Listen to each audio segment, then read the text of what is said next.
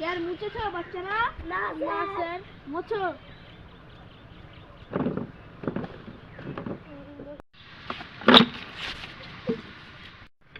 এটা মাফ করে দেন আমার।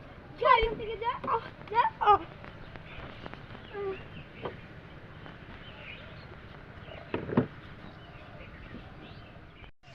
গুড মর্নিং বাচ্চারা। Good morning sir. রাজু তোমার সাথে প্রশ্ন হচ্ছে, ভারতের 1 নম্বর কালুয়াকে বলো। স্যার আপনি? আমি